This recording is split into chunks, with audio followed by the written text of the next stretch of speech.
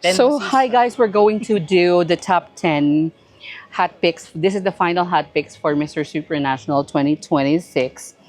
And we're gonna disclose our top 10. And my top 10 is France. Ikaw sino? I'm torn between Vietnam and Peru. Mm-hmm. Um, although Vietnam is on a more of ano ba yun, parang teen O, baby boy. baby boy factor, oo. Baby boy. Si Mr. Vietnam ba yun at saka si Cambodia ang nagiging love team ng bayan? Oo. Cutesy pair. Oo, pero silang BL series. Ah, Sila ba magka-roomie? I am not sure. I think so too. Kasi nga parang palagi silang magkasama. Yung naswertihan kung sila ang magka-roomie. The views. Wala ko sinabi. Baka ano dyan the views and Wala ko sinabi. Okay, next. So your turn between Peru and si Peru sana, I mean, he has a good backing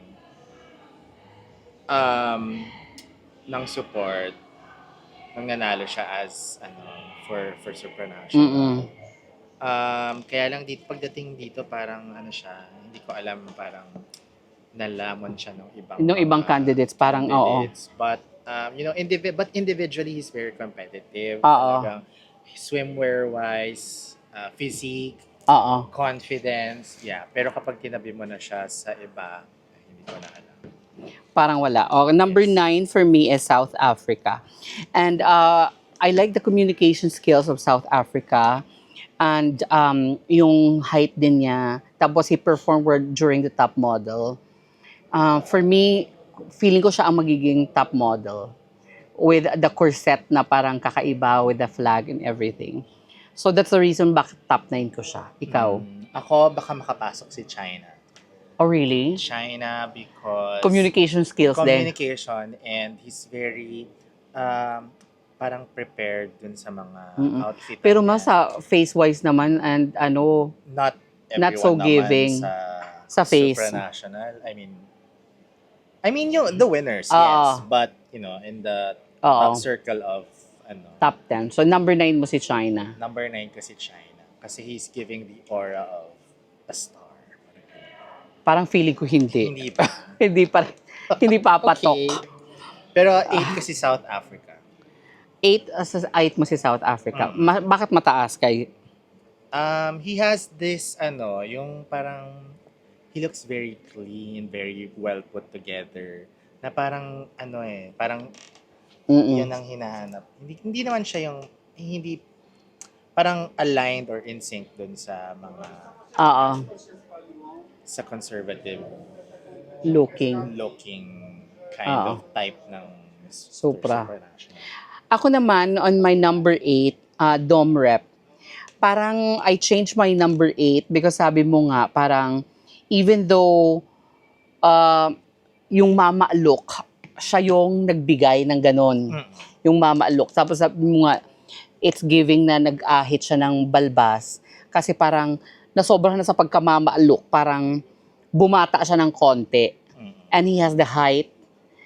Pero, it's not my typical type of face. Pero yung sabi mo nga parang supra vibe nasa kanya. Ikaw ba, pasok si I Dom Rep? placed him higher. Higher than mine, okay. Ano lang naman, one spot higher. So number 7. Oo, si Dom Rep. Kasi, kumbaga, the height factor is there. Tapos, kumbaga, parang he's very outgoing. True. Parang he's like the older brother of everyone. No, Kaya parang lang may minsan ganong nasalakasan ako sa personality niya because parang masyadong manly, masyadong madaming testosterone. May ganon. masyadong energetic si Mr. Sumama din siya Dominican sa Republic. bida-bida version. The views and opinions.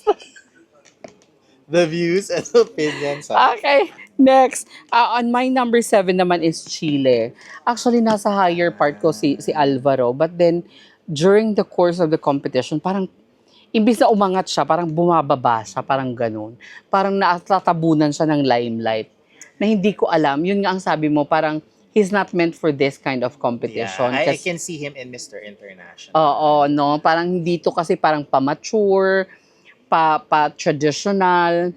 Even yung prelims performance, parang nagmukhang awkward. It's because that's not the way how they do it. Yung maraming galaw, yung maraming eme, parang pang Hindi Mr. ba ganun International dito lang. yun? Hindi masyado. Sa finals na yun, yung may mga Talaga concept. Naalala ko yung may mga pasayaw-sayaw silang mga pa-hula hoop, mga ganon. Sa ganon, yes. Pero yung mga personal na parang, Prelims, hindi. oo, diba? Parang siya lang ng ganon. Kaya Ikaw nga ba, parang- mataas ba, higher ba si Alvaro o hindi nakapasok? He's in my top 20, but not in my top, Top 10. Oh my God, okay. So who is your number? Venezuela. Seven. Is number 6. Number 6 mo. Venezuela number 6. Pareho tayo ng number 6. Venezuela din ako. He looks really good. Yeah. Tapos- Proportion siya. Kahit hindi siya sobrang tangkad, nasa kanya yung proportion. Sinusundan ako ng punyetang he araw. knows his angles. True. And the camera loves him. So kung brand Oo. wise, talagang merong brand si Venezuela. Si Juan Carlos. Oo. Hindi ko lang siya masyadong na-interview pa. So Oo. hindi ko alam Kung ano yung how- communication skills niya and everything. But I think he can speak English naman. Oo, yun lang, hindi din tayo sure. And yun nga, agree ako dyan sa proportions niya, sa looks niya, sa outfits. Oh, so pasok. Number 6. So let's go at number 5. What's your number 5? My number 5 is Puerto Rico. My number 5 is Zambia. Alam mo, ang taas ng expectation for Zambia, but I feel like mauungusan sa finals, nararamdaman ko. I think it's more of, magkakatalo dun sa how you take on the question. Oo. Kasi parang 18, 19 years old lang si Zambia. Oo, yun nga daw ang balita na sobrang bagets. Yeah. Pero sobrang tangkad niya, no? Oo. I think he's the tallest. He is the tallest. And sabi ko nga, nakikita ko yung Mr. Supranational as someone na, ano ba yun? Initar. Nasa likod ko na siya, ma. Dito tayo. Diyan ka na lang. Sigurong natin. Ano ba yan? Sinusundan tayo ng araw.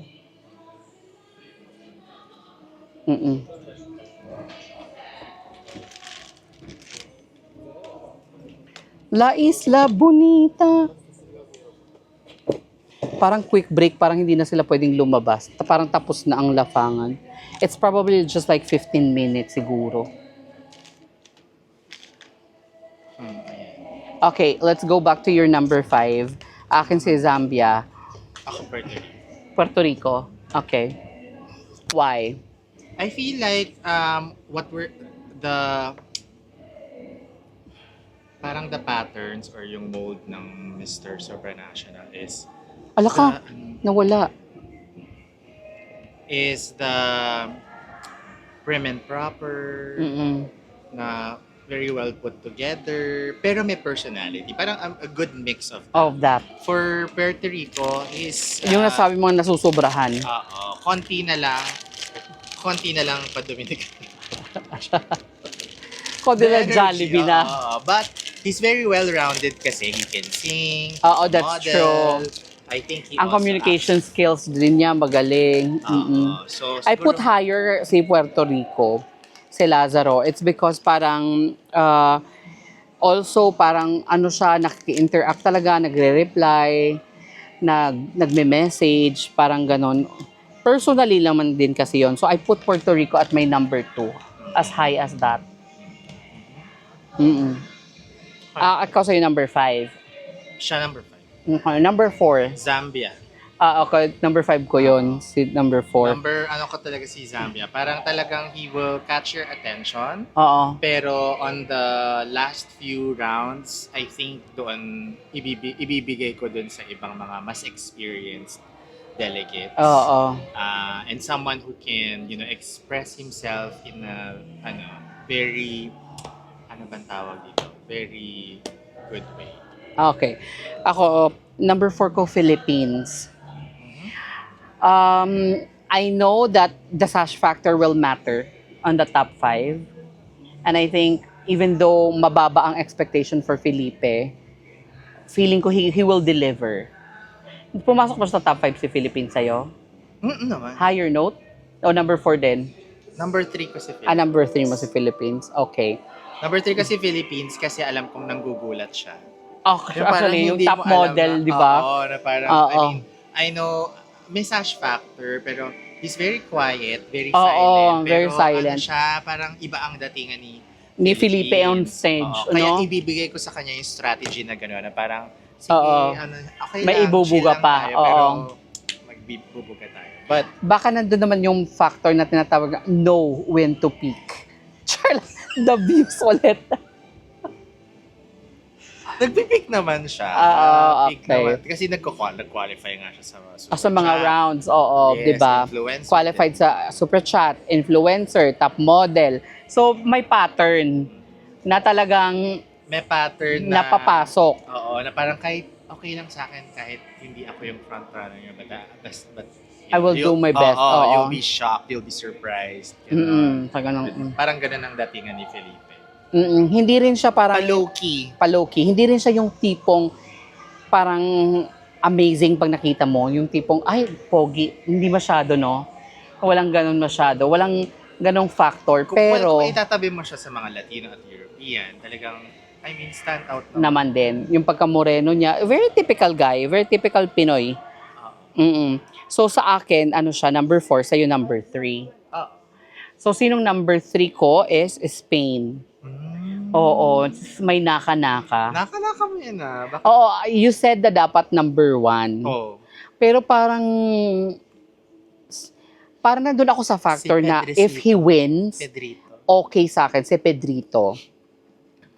Kasi parang, pero ayokong i-jinx na parang, minsan kasi parang pag higher expectation. Kaya sinasabi ko nga kay Pedro, this is your redemption time after, Because he was he's better ready this year. Compared Global nung the ba last, siya? Nung pumunta sa Mr. Global, hindi siya ready. Tapos after the pageant, parang meron siyang parang a week to prepare. So we did like daily conversations of English, pero hindi talaga kaya me.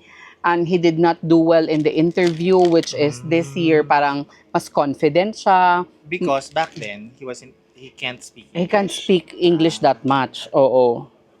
So ngayon, Ngayon medyo na. Oo, he can speak the language na. Kaya niya nang depensahan yung sarili niya. Oo. So yun, gusto ko man siyang ilagay at number 1. Parang, mas gusto ko siya ang manggulat. Alam mo yon, hindi yung parang, nandun na yung expectation sa kanya. Oo. But he could snatch it. Oo naman. Well, Feeling with mo, that face, ikaw nga, super with that you're a big face, fan, I know. Oo. Kasi talagang, parang siyang France na gusto ko laging picturean. Oo. Because the camera really loves him. Tapos you can see yung Drive real niya. him Oo. in his eyes. Parang walang No facade. pretensions. No pretensions. Which is ganun din talaga si Pedro. Ah, And he has learned, he has grown, during the years. Siguro. And medyo personality-wise din, medyo open na siya ngayon. Marunong na siya mag-interact. He's doing the daily social media effort, yung mga ganong and I eme. think the other delegates also know that he is a contender. He's a strong contender, di ba? Kasi during the swimwear shoot, I Mm. mean when it was his turn, so the other guys were like, "Viva España!" As in? Oo, talagang they know. Yeah, I mean Pedro how has the they- quality. Yeah, that's true. And So, they know that eyes are on Spain. So, sinong number 2 mo? Domrep? Sabi mo mataas si Domrep. Hindi. Spain na number 2. Spain nga palang number 2 mo. Oh my God, mas mataas pa kay sa akin. Oo. For may naka na. So, pareho tayo ng number 1. Nako. Pareho na naman tayo. Pareho na naman. So, bakit ba siya number 1? Mexico. Mexico. Okay, from the very start, parang nakikita ko sa kanya si Swan.